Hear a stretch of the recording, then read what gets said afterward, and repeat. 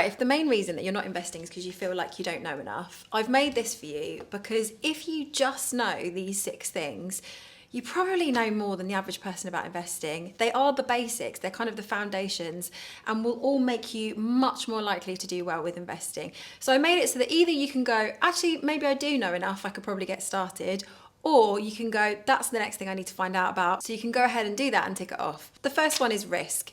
You need to understand how investing works. It's not some kind of guaranteed situation. There are ups and downs with investing. The key here is understanding that not all investments have the same level of risks. So you can tailor your investing portfolio to suit your risk tolerance, which we'll get onto in a second. The second one is you need the right mindset to be a successful investor. If you hear anyone say this is an option to get rich quick, they're absolutely lying. Investing is a long-term thing, so you need to have a long-term mindset. People that panic are the ones that are more likely to lose money. Then we've got the platform.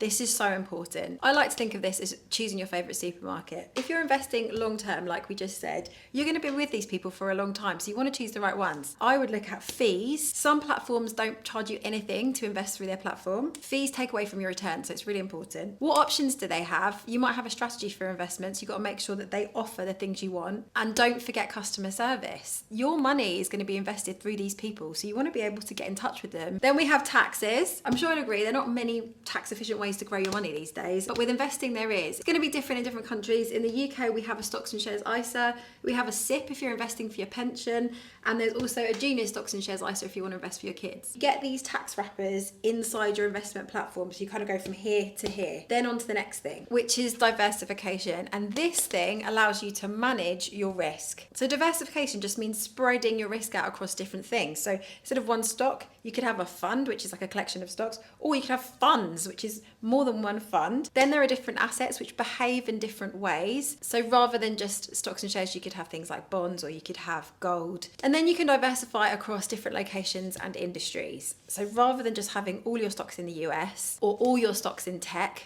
you just diversify. This is the area where I think people tend to overthink things. You don't need to. You don't need to stress about it. You just need to know the pattern of diversification. Last but not least, what money? Because there's risks involved with investing, you can't be investing money that you need to live off. So before you invest, you need to figure out what you can afford to put aside. I'm just going to add on as well, it's good to have an emergency fund and make sure that your high interest debt is paid off. But don't forget, especially when you're learning and you're figuring it out, you can just start really small.